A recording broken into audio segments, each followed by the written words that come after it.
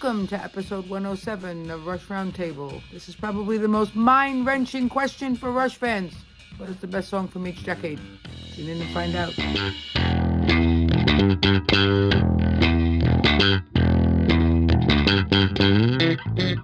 Hello, everybody. Welcome to episode 107 of Rush Roundtable. Today we got kind of an interesting one on tap. We're talking about what we think are the best songs of each decade.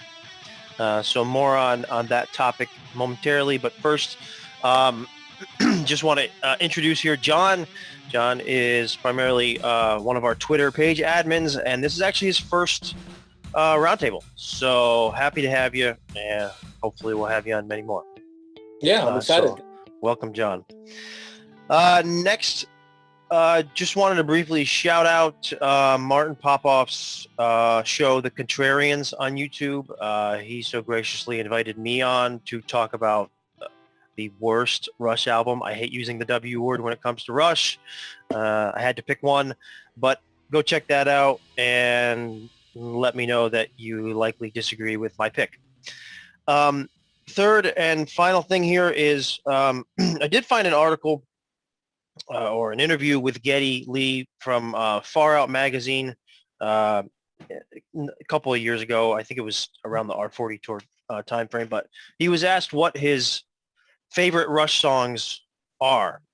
So I thought this would be a good episode to read that out. So Finding My Way, 2112, La Villa Strangiato, Tom Sawyer, Roll the Bones, Working Man, The Garden, Headlong Flight, Far Cry, YYZ, Animate, The Pass, Mission, The Big Money, Between the Wheels, Subdivisions, One Little Victory, The Spirit of Radio, and Xanadu.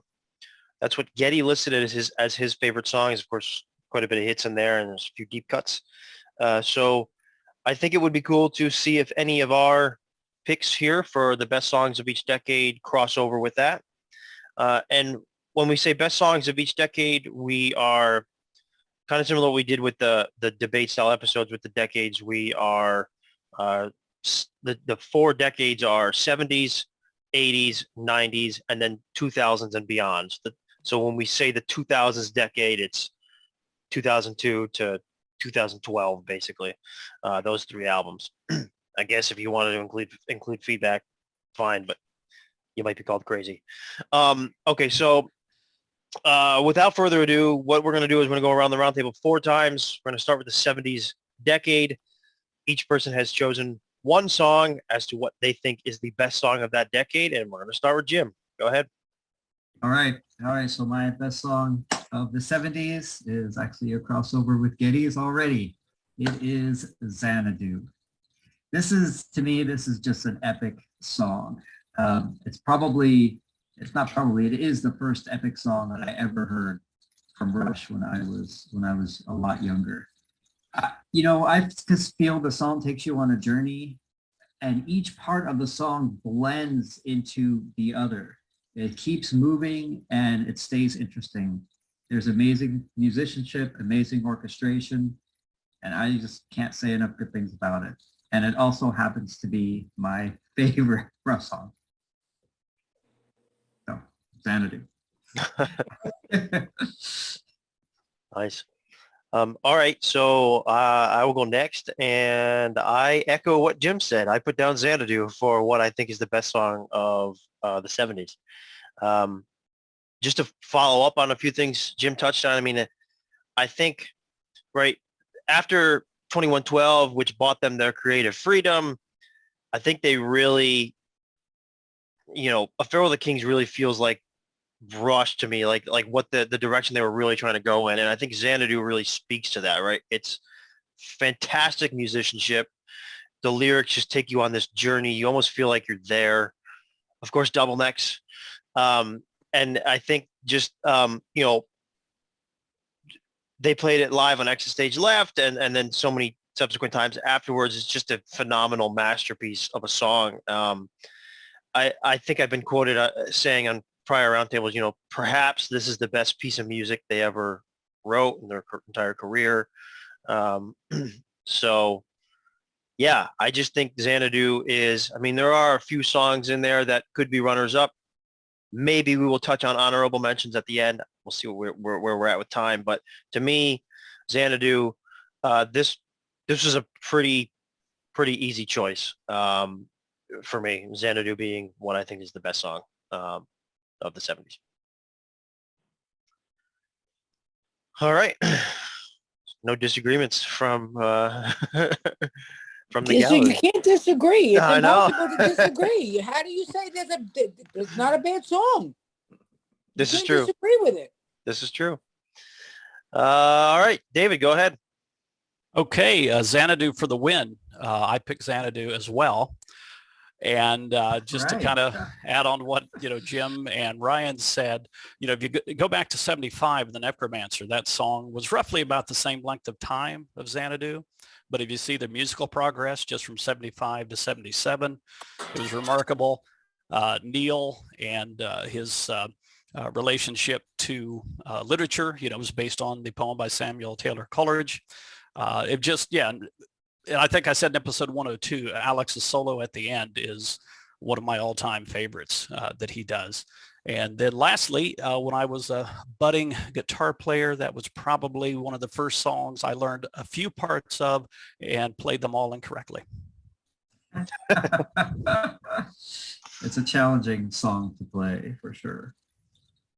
When I tried to get back into playing guitar, that was one of the first songs I attempted to play, and I stopped playing guitar. So there you go. You got to work up to that. Yeah, I tried to get back into it actually recently when I bought Alex Lifeson's signature Epiphone, and I was a little better at it, but still not good. All right, Vivian, go ahead. I'm gonna go off the tangent. 2112. All right. The logo itself is world known. It's what put them on the map. It was my first tattoo, Starman. Starman became what Rush is. I think I think it could be a movie. I think it could be a book. I think 2112 goes in many different directions. And for me, that was the song that synonymous with Rush. When you hear Rush, you hear 2112. All right. That's great. Yeah, fantastic piece. For sure. Yeah. Oh, yeah. All right, John. I'm going to hook my wagon to Vivian's tangent. I also go with 2112. What really is remarkable about that song, it's over 20 minutes in length. And to me, it never gets boring. It never gets self-indulgent because Rush really, with that song, they stuck to the story. There are some solos in there. There is some great music, but they stuck to the story. It wasn't all about showing off. And I love the symbolism of the one against the masses kind of mirroring Rush's battle to make the kind of music they wanted to make. They didn't want to be Zeppelin. It was, this is what we're doing, take it or leave it. And I think it's a great parallel. And also, too, I caught the Tesla Echo Tour twice, 96, 97. They played 2112 in its entirety. To this day, the greatest 20 minutes of live music I've ever heard. Just unbelievable stuff. So yep. I'd go back to that tour again just to hear them play. Yep. It was unreal. Oh, yeah. Cool. There's a power. There's a power in that song. There really is. Yeah, yeah. There's a power in that song. I'm with you. So will we balance this out with 3 Xanadus on the top and 3 2112s on the bottom? Let's see, Ralph. Almost, but I'm going a little contrary to what John said and going to an exercise in self-indulgence. I'm picking La Via Strangiato. Although I'd be hesitant to pick a song that didn't have any of Neil's lyrics, but it's just amazing musicianship, and it does tell its own story, because it's crazy dreams, but yeah. And it's just amazing to see in concert. It's one of my favorite songs to see in concert. Well, Sweet. so Awesome. far, we've all matched Great what Getty has said. So in that Far Out magazine interview, Like Getty's gonna be wrong. Hello. This is Might, true. might. He This is forgot true. one too. He forgot one. I'll tell him when I talk to him. He forgot a lot of stuff. Let me tell you. I gotta have a talk with that man. That's right. All right. Well, yeah, let's keep on keeping on. So to the 80s we go. And to those who might question Permanent Waves, is it 70s, is it 80s, recorded in the 70s, released in the 80s. We're considering it part of the 80s. So let's just throw that out there because of the release date. Yep. Yep. Release date. Release date is the 80s, Yep. so that counts towards the 80s. So Yep. go ahead, Jim. Right. In the spirit of that release date and in the spirit of Keep It Up with Getty, it is The Spirit of Radio. That song was a concert opener for I don't know how long. I saw it first on the Signals tour, and they opened. I saw them open so many concerts with that song. It's exciting. Killer guitar playing, just from the very beginning. Excellent joint run, sort of like this fusion of being a little bit proggy and trying to go towards a little bit more of sort of just your, I'm not going to say pop, but your standard, sort of rock kind of thing. It's kind of a fusion of both of those. And I've heard so many Rush songs so many times through all of my listening to them starting right when Signals came out in 82, so right before that. And this is one song that I have never, ever grown tired of. Never. Okay. So, Spirit of Radio.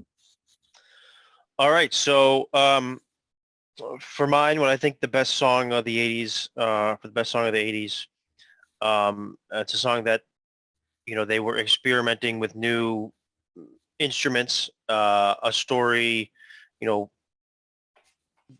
journey that Neil went on, I guess, so to speak. And that would be Taishan. Of course, I'm totally kidding.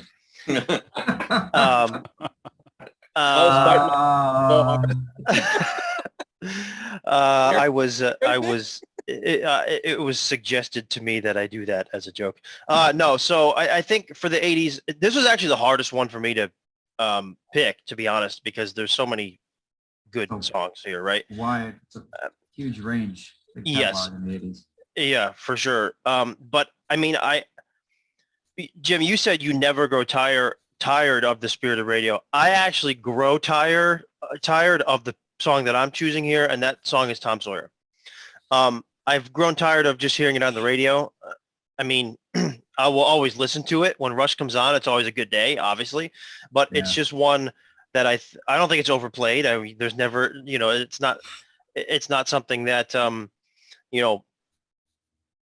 you can never play enough Rush, I guess. But I just think that this is their song, right? This is their hit song. This is when people think of Rush.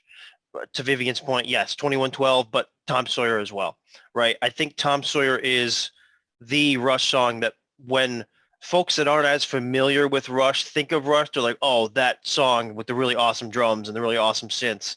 And I don't know how I could argue for anything else. I mean, I could try to make the argument for Limelight or the Spirit of Radio or Free Will or whatever, but or even Subdivisions. But I just think when this is literally their most popular song, it's hard to objectively say anything else when, this is the song that put them, I guess, mainstream. 2112 put them on the map. Tom Sawyer made them mainstream. Maybe Spirit, but Tom Sawyer really put them mainstream, I guess. So yeah, I don't. You can't go wrong with the song musically. It's fantastic. Lyrically, it tells a good story and all that too. But I don't know how I could pick anything else when it's literally their most popular song. So I think they've wrote more impressive pieces of music. I'll get to that later. But yeah, I think this is the best song of the 80s. Right. David, you're up. Okay, yeah, this was an impossible task, really. But I decided on Camera Eye. And, Okay. You know, a few different reasons. One, it's in that era of going to shorter songs. It was still a little bit longer piece. It was really a great story, you know, Manhattan, England, a lot of beautiful musical just soundscapes on it. And there was a way that Neil had of writing that somehow Ged and Alex could capture the emotions of what he was writing in the music. And I think Camera Eye really does that well. And hearing it on the Time Machine tour was just fantastic. Absolutely fantastic. So Camera Eye. Awesome. I love It's an interesting off the grid pick, but yeah, I mean, It's a great song. yeah, it's a fantastic song. Yeah. Cool. All right, Vivian.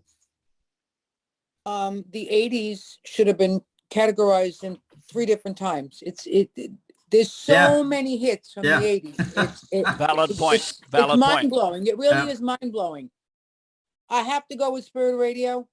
It is my song. There is no better song. The energy when they're on stage and they're running around and they're smiling, and there's not one time they played that song that they weren't smiling and laughing at each other and chasing each other around the stage. There's no better. It's got energy. It's the starting album that most Rush fans start with, Permanent Waves, and then they go back, then they go forward. Everybody picks Tom Sawyer. Tom Sawyer is a wonderful song, but I think the Spirit of Radio has an aura, it has an energy, it has a brightening on stage that for sure. To me, I can never get tired of that song ever. All the different versions, all you see is smiling. Yep. Yeah. Awesome. Good point. Cool. John? So I'm going off the beaten path here, and not because I'm trying to be different, because this is my favorite Rush song, period. And if I didn't pick this song, I'd be cheating myself. It's an album cut. It's off of Grace Under Pressure, and it's Kid Gloves.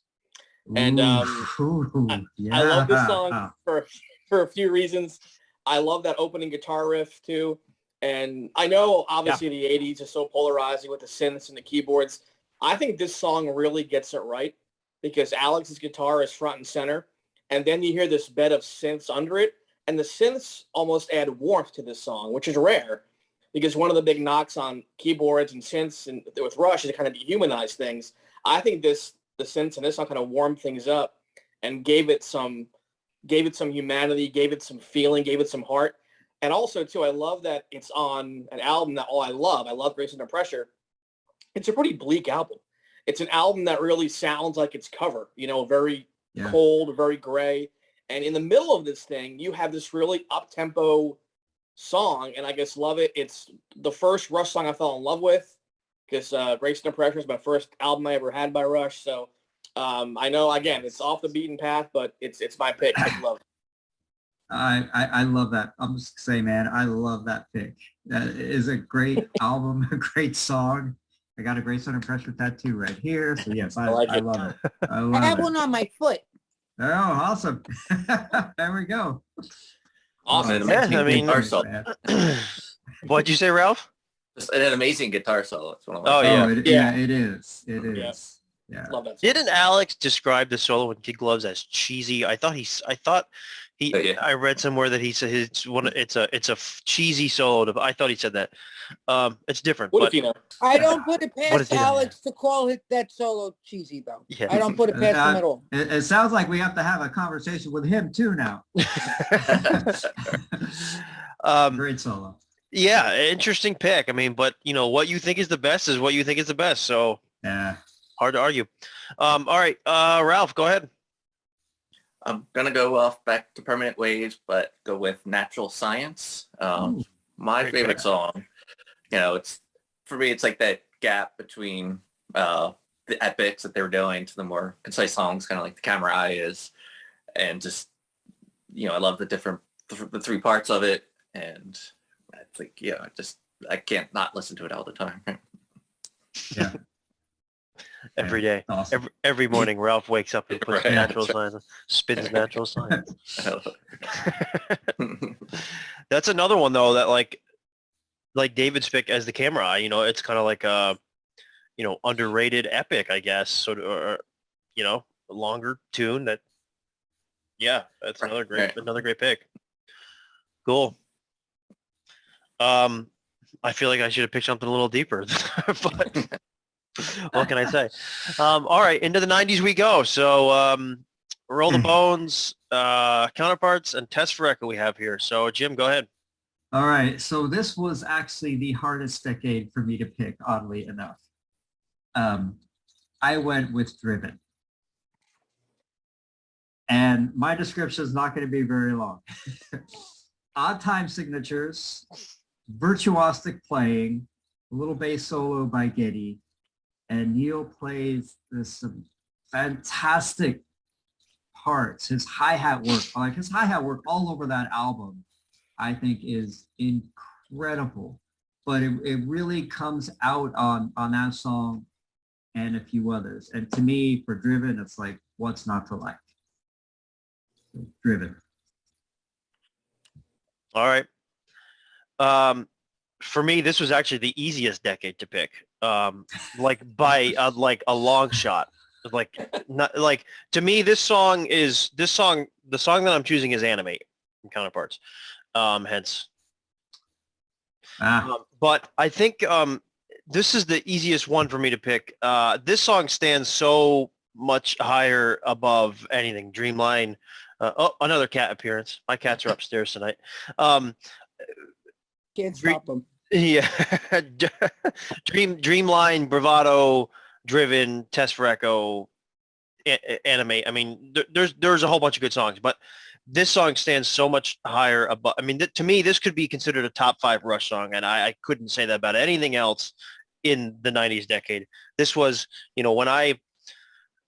well, I guess I tasked myself with this exercise, but when this exercise came up, this was just the simple pick. It's the return to the nuts and bolts, as they're quoted, the return to their roots. Starts off with the counting in, and then the drum opening. It has so many good moments. The moment before the guitar solo, the solo itself. Compensate me, animate me, that part. It's so many moments in this song that just make this song stand out so far above everything else in the 90s, in my opinion. And I guess the point that I made with Xanadu, fantastic live. Animate, done on R30, done on R40, those two versions, just so good. And I mean, yeah, I could easily make the argument that this is top 5 Rush song. So to me, it's very easy to put this as what I think is the best song in the 90s. Animate. Cool. All right. David? Okay, so I guess I could just say ditto and leave it there, but I'll say a few things. But Animate, yeah, I was a young fella living in Southern California when Counterparts came out, and I threw it on, and as soon as that song started, I was just obsessed. And that whole album, when I'm going through my rotation of Rush albums, I throw on Counterparts, and I'll listen to it for a week or two at a time. But Animate is just, it's driving. The symbolism, if I'm not mistaken, there's a lot of Jungian psychoanalysis in there, and within the symbolism, and it's a marvelous song. It's the return of just hard driving Rush. Neil loved it for that reason. I think he said in one of the documentaries how much he loved that song and why. And it's a terrific pick. I think I'll go listen to it when we're done. Yeah, for sure. All right, Vivian. Since I had a debate between two of them in my mind. I couldn't decide. And since you went with, since two of you went with Animate, I'm going with Dreamline. Those were my two choices. I think that live, it is, as an opener, it was always amazing. It was strong. Dreamline was it for years live. And I just think that was the song for me from the 90s. Yeah. That's awesome. Yeah, and for Dreamline, I like the album version, but it wasn't until I heard it live that it really hit. Yeah. It went way past the studio version. Yeah. Oh yeah, for sure. I thought so too. Yeah, it's awesome. Cool. John? Yeah, I'm gonna go with a bit of a ballady pick here. I'm gonna go with a Resist off Test for Echo. I'm a sucker for really good intros, and I love the beginning of that song with that chiming piano. And it's funny you mentioned jokingly Tai Shan. I always look at this song as the song they wanted Tai Shan to be, because this song kind of like has this big sweeping sound to it, but you know, it also sounds like a Rush song in a weird way. It's hard to explain. I just love the way it sounds. It's a lush sound to it, but it's still a strong sound. I saw him play it live. I'm not a big fan of the acoustic version with the Rio guitars. Yeah, I wasn't a huge fan of that version. I like the studio version, the Meteor version. Yeah. I just think it's a great song. I think, and also the lyrics. When Neil passed away, I pinned on my Twitter page. You can fight whatever, never winning, but never win without a fight. It's kind of what Rush did his whole career. And I also think it's a great song too, because it shows that Rush could be more than just, what a lot of people thought they were. They weren't. They were an emotional band. They did have heart. They did have warmth to them, and that's just a great song. Right. All right. Cool. Yeah, that's an awesome explanation. Yeah, when I heard Resist acoustic, I almost passed out. So acoustic is my version. R30, when I heard that, I didn't even know what to do with myself. I was hysterical. I don't think you can. I feel like a lot of people. What the hell is this? Oh my God! And then to hear Geddy sing like that, forget about it. Done for. Yeah. I feel like with the studio versus live version of or acoustic version of Resist, I feel like most people don't cling to both of them. They either really like one of them or you really like the other one, and you don't. Right. Like, from what I can go for both. I can go for either. I can go for both as well. Sure. When you haven't listened to the acoustic in a while and you go for the regular version live, it's fantastic. It's just fantastic. Right. It's power. Totally. All right, Ralph, what do you got? I'm going to agree with you, Ryan, that this was the easiest pick for me. And I'm going to agree with Jim that Driven is my pick. That multi-track bass opening, immediately grabs me. The drum beat, I know Neil, I think, was taking lessons, and that beat is just a little off than what he usually do. I don't know how to describe him. I'm not a drummer, but it's just something a little different. And then even Alex's guitar work going from the acoustic to electric, just it's an amazing song, and it's my favorite in the 90s. Yeah, cool. Obviously, I love your pick, Ralph. Yeah. You hear that? Test for Echo haters, 3 of 6 think that the best song of the 90s is on Test for Echo. So there you go. Yes. Bravo, guys. Bravo. Give All right. that album a listen again for you guys to put it aside. Yeah. All right. So into the 2000s we go. As previously mentioned, this decade is the 2000s and beyond. Vapor Trails, Snakes and Arrows, and Clockwork Angels are all to be considered for picks in this decade. So, Jim, go ahead. This was an easy pick, and my choice is probably going to be very different than what a lot of people think it might be.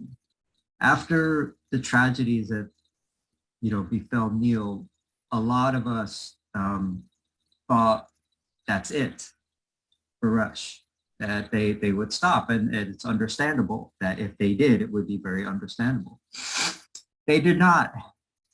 They came back with a huge force. One Little Victory. That's my song. I almost picked that, Jim. I almost picked that. That's a good one. And to me, it marked the return of Rush. And it was...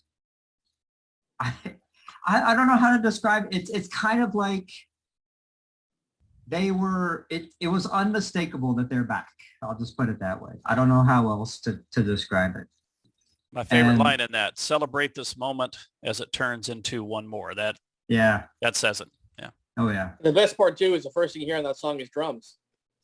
Oh man. That was the first song on Vapor Trails. That double bass lick that Neil was doing when he's going through The symbolism of close him hi-hat and the snare Yeah. just is, oh my But he's gosh. the first one you hear, so I was like, it's okay. The Neil's back. They're back. Yep. We could be fans again. You know, it's that feeling Yeah. of kind of normalcy returned when you heard that Yeah. song. Good pick. Yeah, thanks. It was a very emotional time. So, of course, I believe I'm the only person in this group that didn't live that. So I can't, like, well, I guess I was alive for it, but I wasn't a fan at that time yet. So I can't speak to that. So I guess that song doesn't have the same connection as it would to fans that lived it.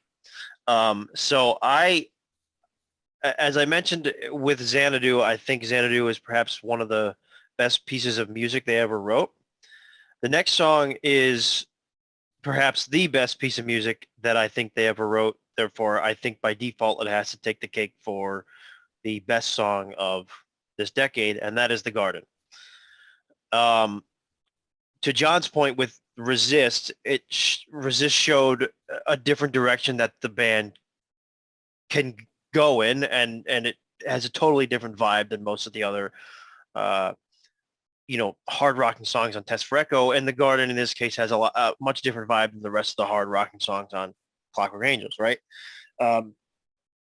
It is the first song I put on after Neil's passing, so that I have that emotional connection to it, whereas you have that with One Little Victory. It's absolutely beautiful. I mean, the lyrics, the music, the fact that this was the very last track of their career as Rush, right? I mean, I think all that combined, and just the keyboard parts, the such an emotional guitar solo. It's just so vastly different than many of the other songs that they wrote. But I really think it goes to show, it being the last song in their career.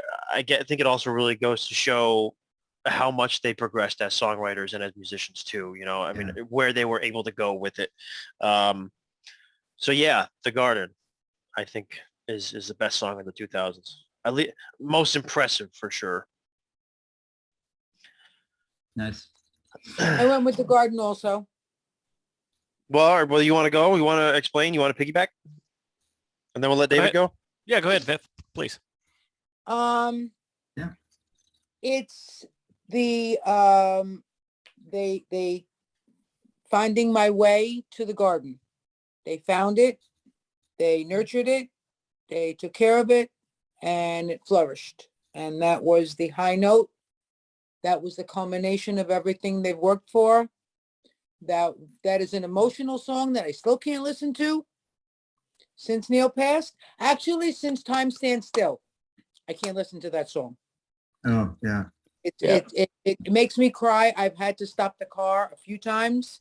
It's very, very difficult to listen to that song because after Time Stands Still, that song just says it's over.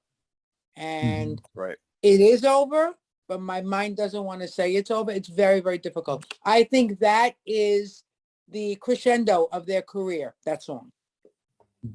I like the way you made the connection between Finding My Way, Yeah, all the way to The Garden. That was The I first thought- song, yeah, and I the thought- first song, and they had to do the path.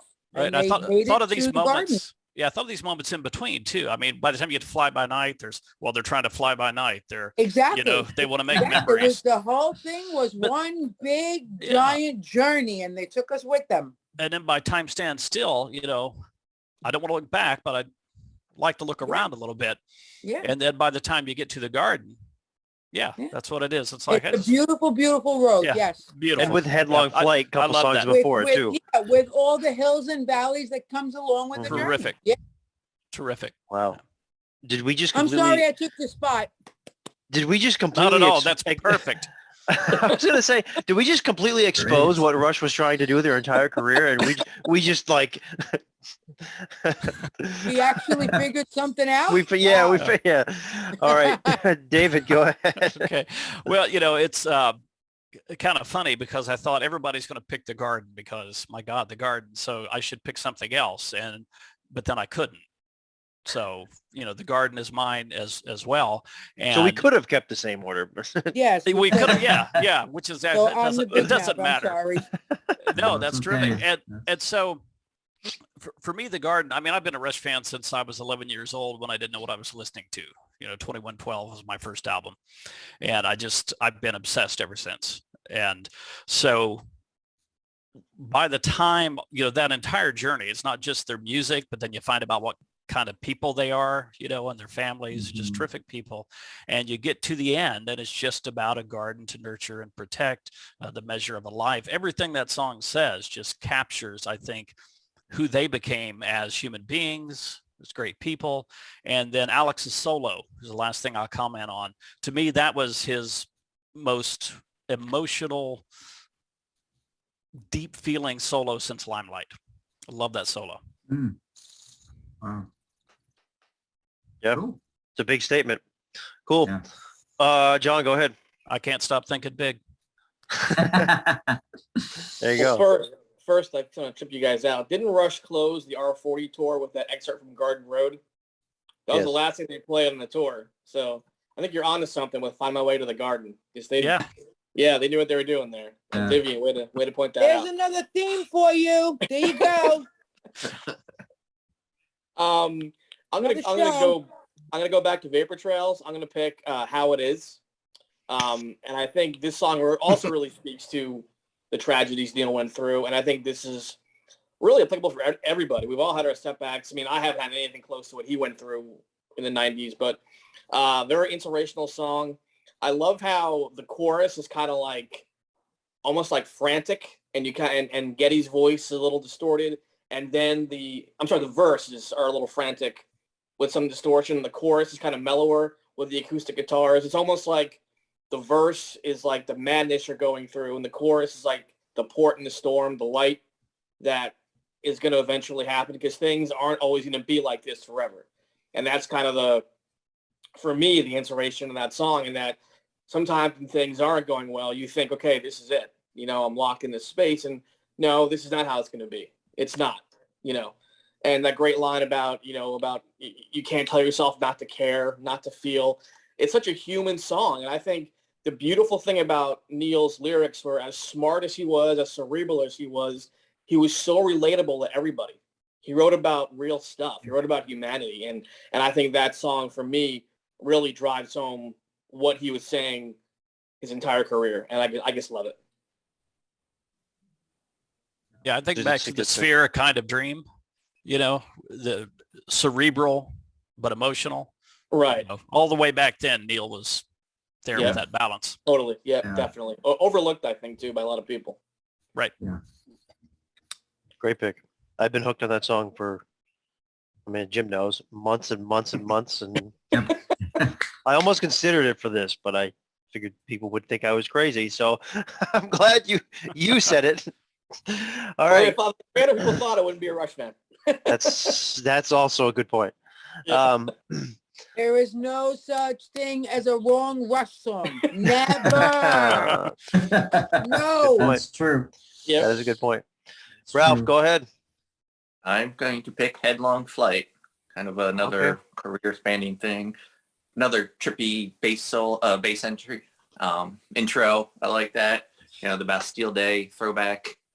Yeah, And I like that. Even though, Neil wouldn't want to live it all again. I'd love to go live all their concerts again.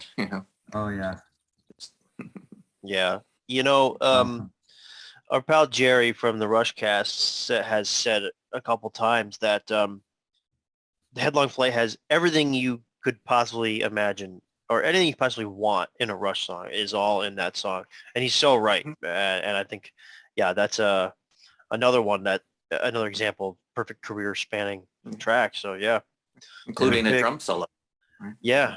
Yeah. Fantastic pick.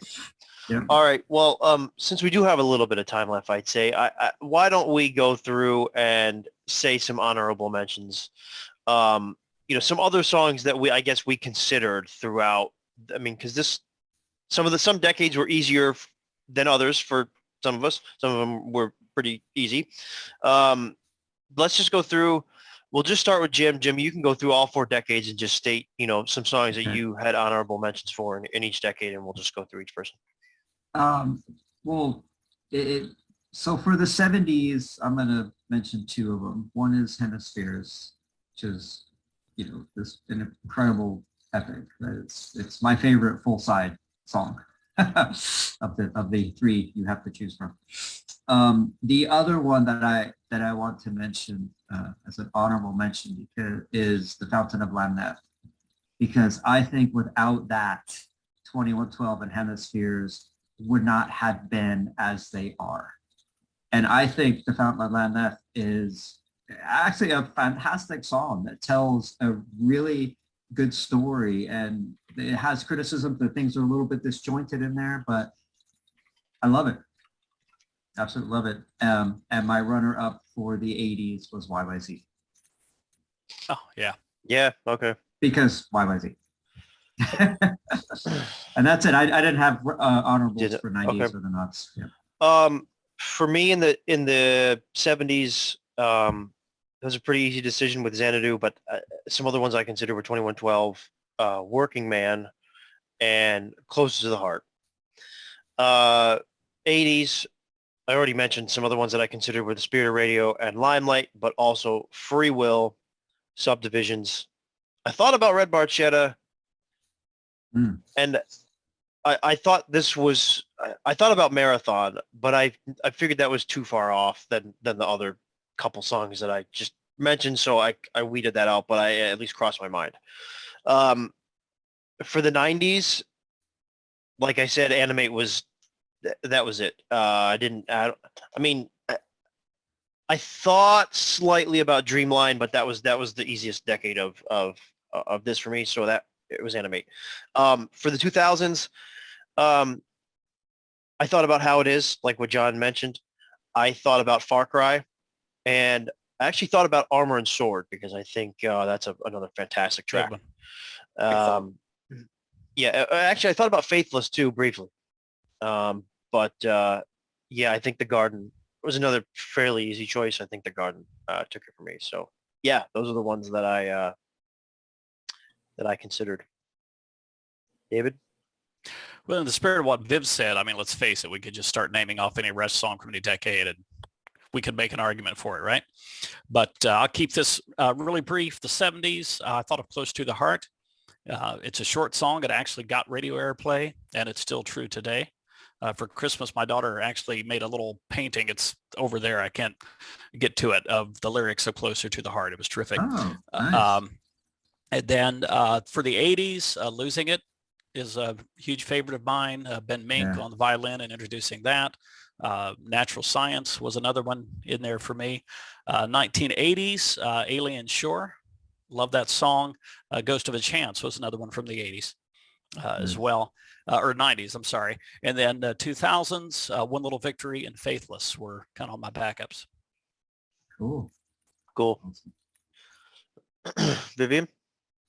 70s, I went with Hemispheres. I think Hemispheres into Permanent Waves into Moving Pictures are the 3, the trifecta of albums in a row. The power of Hemispheres, Getty's voice is just the storyline is just amazing, and who does Greek mythology, and I just think it's an amazing song, and I never get enough of it. 80s, Mission. I think I wore that song out in the 80s. Yeah. And love them, love it live. Love it, love it, love it. 90s, Between Sun and Moon. Oh, yeah. Love it. Oh, I love it. I love everything. You can't say it. And the 2000s, Earthshine. Oh, one of my faves. Yeah, love that. Okay. Cool. John, what did you consider? Just because there's no rhyme or reason for it. It's a just because thing. It's a perfect song for each one, for whoever loves it. Yeah. 70s, I love Xanadu, Bastille Day. Love rocking out to those. 80s was tough for me. I love Time Stand Still. I also love The Pass. That's just a great song, great message in that song. I also love Subdivisions, Spirit Radio. I love the 80s stuff. 90s Cold Fire really gave Resist a good battle there. That's a great one. That's a great one. I love that song. Just a great rock song. And then the 2000s, again, How It Is and The Wreckers were neck and neck for a while. The Wreckers is a tremendous song. Yeah. I love Geddes. Yeah. I think Geddes' voice in that song is just so good. And I also love Working Them Angels off Snakes and Arrows. That's a cool song too. I like how they mention moving pictures in that song as well. A little wink to the past. So those are my backups. Nice. Cool. Ralph, your honorable mentions? The 70s, it was 2112 for all the reasons that were mentioned earlier. That's the definitive song, I think. The 80s, that's so tough. I was thinking YYZ, but I didn't want to pick another instrumental, or Mission. I thought, that was another one that really sticks out for me. The 90s would be Animate, or I like Double Agent. I think that I really love that song. And the 2000s, this was the hardest one for me. I couldn't pick up any of the opening songs, but I would have picked, my other choice would have been Secret Touch. I think, mentioning like the tragedy that happened preceded that album was really defined in that song. And the middle of it, I don't know what's going on. It's kind of, musical chaos, but I love it. Yeah. Yeah. Well, I think all of our picks and all of our considerations just go to show, like what Vivian said, there is no real wrong answer. Everybody loves what they like, and every song could be argued that it is the best song of the decade because they're all everybody's just right. so good. Right. They're all just so good. Now, Ryan, I got to tell you that I was considering Need Some Love and Take a Friend. I know those are two of your favorites. That might be the contrary to what I just said, but yeah. Right. Yeah. Had to do that. Yeah. Yes. You can go check out the Contrarians episode for context. Already did, and that came up on 102. Anyway, yeah. Yeah. Okay. Cool. Yeah. Please let us know in the comments. What you think is the best song. I mean, or if you just want to say your favorite, that's fine of each decade. But what you think is the best song of each decade. We thought we'd start the new year off with a fun, kind of simple topic as next week we plan to, unless plans change, but we plan to start our Signals song discussions. So we will start off, of course, with fan favorite subdivisions as we progress through Signals over the next few months. Yes, and again, please feel free to continue this discussion in the comments, and we will see you next time on Rush Roundtable. Take care, everybody.